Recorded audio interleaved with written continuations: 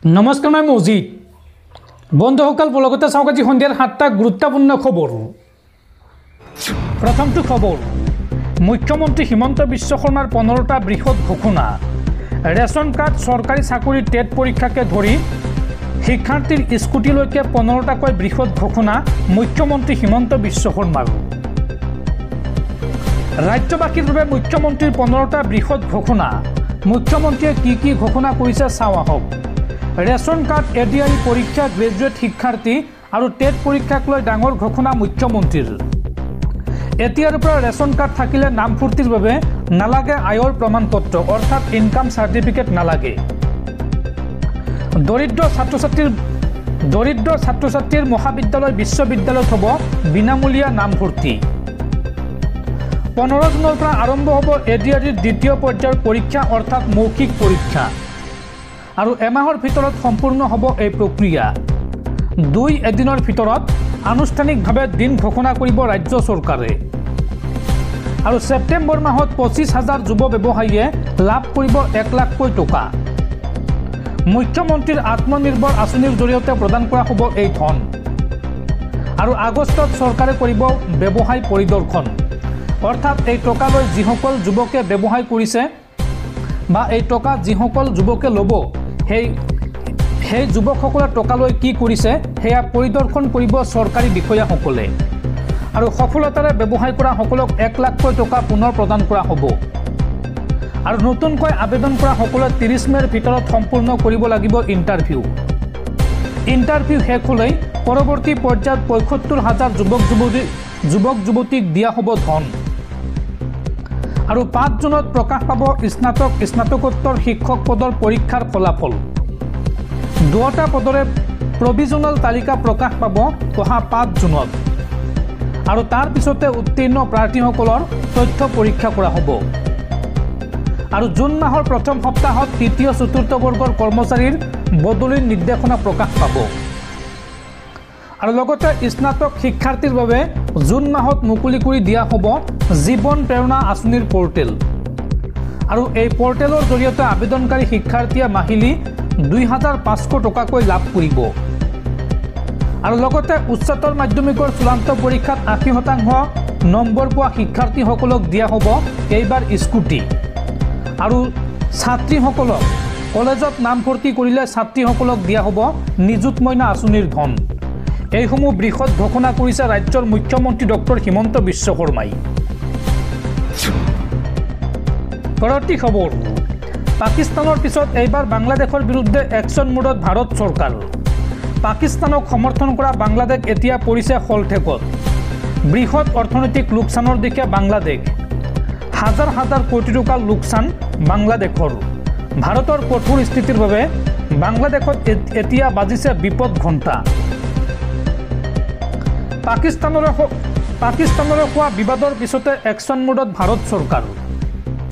ভাৰতৰ কঠোৰ স্থিতিৰ পিছতে বিপদত পৰিছে বাংলাদেশ। পাকিস্তানক সমৰ্থন কৰা বাংলাদেশ এতিয়া পৰিছে শলঠেকত। ৰঙা চীনৰ সৈতে বন্ধুত্ব কৰাৰ পৰিণাম ভুগিছে বাংলাদেশে। অৰ্থনৈতিক সংকটে দেখা দিছে চুবুৰীয়া ৰাষ্ট্ৰ বাংলাদেশত। ভাৰতৰ একশ্যনৰ পিছতে বৃহৎ অৰ্থনৈতিক লোকচানৰ দিশে বাংলাদেশ। বাংলাদেশৰ 6,581 কোটি টকাৰ সামগ্ৰীৰ লোকচান হোৱাৰ আশংকা প্ৰকাশ কৰা হৈছে। GTRIৰ এক প্ৰতিবেদনত প্ৰকাশ পাইছে এই তথ্য। উল্লেখযোগ্য যে 17 মে'ত বাংলাদেশৰ বিৰুদ্ধে ডাঙৰ সিদ্ধান্ত লৈছিল ভাৰত চৰকাৰে। ভাৰতত নিষেধাজ্ঞা আৰোপ কৰিছিল বাংলাদেশী সামগ্ৰী। নিষিদ্ধ কৰিছিল ফলৰ সোৱাদযুক্ত পানীয়, স্নেক্স, চিপছ আদি। কপাহজাত সামগ্ৰী, প্লাষ্টিক, PVC, ৰং, কাঠৰ সামগ্ৰী নিষিদ্ধ কৰিছিল ভাৰত চৰকাৰে। আৰু তাৰ পিছতে এতিয়া হাজাৰ কোটি টকাৰ লোকচান হৈছে বাংলাদেশৰ। পৰৱৰ্তী খবৰ, শক্তি বৃদ্ধি পালে কংগ্ৰেছৰ। 2026 বিধানসভা নিৰ্বাচনৰ পূৰ্বে অগপ বিজেপি ত্যাগ কৰি প্ৰায় শতাধিক নেতাকৰ্মীয়ে যোগদান কৰিলে কংগ্ৰেছত। পঞ্চায়ত নিৰ্বাচনৰ পিছতে শক্তি বৃদ্ধি পালে কংগ্ৰেছৰ। 2026 বিধানসভা নিৰ্বাচনৰ পূৰ্বে কংগ্ৰেছত যোগদানৰ জোৱাৰ। নিৰ্বাচনৰ পূৰ্বে অগপ বিজেপিত মক্ষম আঘাত। অগপ বিজেপি ত্যাগ কৰিলে প্ৰায় শতাধিক নেতা কৰ্মীয়ে নাৰায়ণপুৰৰ গৰুবন্দাত কংগ্ৰেছৰ বৃহৎ যোগদান কাৰ্যসূচী কংগ্ৰেছী নেতা নাৰায়ণ ভূঞাৰ নেতৃত্বত কংগ্ৰেছৰ যোগদান কাৰ্যসূচী আৰু এই কাৰ্যসূচীত প্ৰায় শতাধিক লোকে যোগদান কৰে কংগ্ৰেছত দৰ্শকসকল আৰু বহুত গুৰুত্বপূৰ্ণ খবৰ আছে তাৰ আগতে আপোনাক জনাও যে যদি আপুনি এতিয়ালৈকে এইটো ভিডিঅ'ত লাইক কৰা নাই তেন্তে এতিয়াই ভিডিঅ'টোত লাইক কৰি দিয়ক আৰু এনেকুৱা ধৰণৰ ভিডিঅ'সমূহ নিতৌ চাবলৈ চেনেলটো ছাবস্ক্ৰাইব কৰি কাষত থকা বেল আইকনটো প্ৰেছ কৰি ৰাখক পৰৱৰ্তী খবৰ জেললৈ যাব লাগিব সাংসদ গৌৰৱ গগৈ লগতে হেৰুৱাব পাৰে সাংসদ পদ পাকিস্তানী চোৰাংচোৱাৰ সৈতে লিংক গৌৰৱ গগৈ আৰু এই সন্দৰ্ভত অহা 10 ছেপ্টেম্বৰত পোহৰলৈ আহিব ভয়ংকৰ তথ্য মুখ্যমন্ত্ৰী ডক্টৰ হিমন্ত বিশ্ব শৰ্মাৰ পুনৰ ডাঙৰ ঘোষণা জেললৈ যাব লাগিব সাংসদ গৌৰৱ গগৈ পাকিস্তানী চোৰাংচোৱাৰ সৈতে লিংক গৌৰৱ গগৈ এই সন্দৰ্ভত অহা 10 ছেপ্টেম্বৰৰ পিছতে অসমৰ ৰাইজে পাব সকলো তথ্য 10 ছেপ্টেম্বৰত দিনৰ 11 বজাত সংবাদমেলত সমস্ত তথ্য ৰাজহুৱা কৰা হ'ব আইএছআৰ আমন্ত্ৰণত গৌৰৱ গগৈ গৈছিল পাকিস্তানলৈ আইএছআইয়ে আমন্ত্ৰণ কৰা ডকুমেণ্ট আমাৰ লগত আছে এই মন্তব্য মুখ্যমন্ত্ৰী হিমন্ত বিশ্ব শৰ্মাৰ লগতে কয় যে তেওঁ পাকিস্তানলৈ ফুৰিবলৈ যোৱা নাছিল পাকিস্তানত গৌৰৱ গগৈয়ে প্ৰশিক্ষণ ল'ব গৈছিল পাকিস্তানৰ গৃহ বিভাগৰ আমন্ত্ৰণত গৈছিল গৌৰৱ গগৈ আৰু এই বিষয়টোক লৈ ডাঙৰ একশ্যন হ'ব গৌৰৱ গগৈ পাকিস্তান যোৱা সন্দৰ্ভত এই মন্তব্য মুখ্যমন্ত্ৰী হিমন্ত বিশ্ব শৰ্মাৰ মুখ্যমন্ত্ৰীগৰাকীয়ে লগতে কয় যে বিজেপিৰ কোনো নেতা যদি পাকিস্তানলৈ গৈছে তেন্তে নাম দিয়ক আমি ব্যৱস্থা ল'ম বিধানসভা নিৰ্বাচনৰ লগত সম্পৰ্ক নাই গৌৰৱ গগৈৰ পাকিস্তান লিংকৰ নহ'লে মই অহা জানুৱাৰী মাহতহে সকলো তথ্য ৰাজহুৱা কৰিম বুলি ক'লোহেঁতেন মুখ্যমন্ত্ৰী হিমন্ত বিশ্ব শৰ্মাৰ ভাষ্যৰ পিছতে এতিয়া ৰাহুল গান্ধীয়েও বিশ্বাসত ল'ব পৰা নাই গৌৰৱ গগৈক পাকিস্তানৰ সন্ত্ৰাসবাদৰ বিৰুদ্ধে বিশ্বৰ 33খন ৰাষ্ট্ৰলৈ যাবলগীয়া সাংসদৰ দলত নাই গৌৰৱ গগৈৰ নাম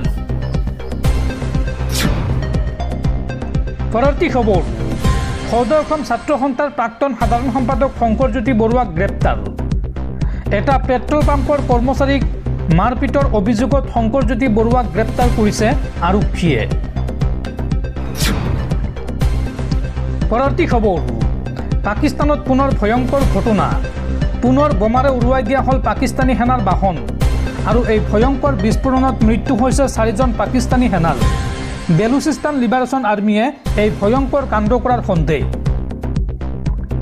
বোমাৰে উৰুৱাই দিয়া হ'ল পাকিস্তানী সেনাৰ বাহন আৰু এই ভয়ংকৰ বিস্ফোৰণত প্ৰাণ গ'ল 4জন পাকিস্তানী সেনাৰ বেলুচিস্তানৰ কিলা আব্দুল্লা জিলাত এই ভয়ংকৰ বিস্ফোৰণৰ ঘটনা সংঘটিত হৈছে চীন পাকিস্তান ইকনমিক কৰিডৰত এই ঘটনা সংঘটিত হৈছে আৰু বিস্ফোৰণৰ পিছতে সমগ্ৰ অঞ্চলত জৰুৰীকালীন অৱস্থা ঘোষণা কৰা হৈছে বেলুচিস্তান লিবাৰেশ্যন আৰ্মী চমুকৈ বিএলএয়ে এই বিস্ফোৰণ সংঘটিত কৰাৰ সন্দেহ কৰা হৈছে উল্লেখযোগ্য যে পাকিস্তানত বেলুচিস্তান লিবাৰেশ্যন আৰ্মী চমুকৈ বিএলএয়ে বাৰে বাৰে কৰি আহিছে আক্ৰমণ আৰু পাকিস্তানী সেনাক টাৰ্গেট কৰি আক্ৰমণ চলায় বেলুচিস্তান লিবাৰেশ্যন আৰ্মীয়ে পৰৱৰ্তী খবৰ স্থানান্তৰ কৰা হ'ব গুৱাহাটী মহানগৰীৰ ফেঞ্চি বজাৰ গুৱাহাটীৰ বানপানী আৰু যান-জঁট দূৰ কৰিবলৈ এই পৰিকল্পনা চৰকাৰৰ আৰু এই সন্দৰ্ভত সংশ্লিষ্ট বিভাগ আৰু সংগঠনৰ প্ৰতিনিধিৰ সৈতে ৰাজ্য চৰকাৰৰ গুৰুত্বপূৰ্ণ বৈঠক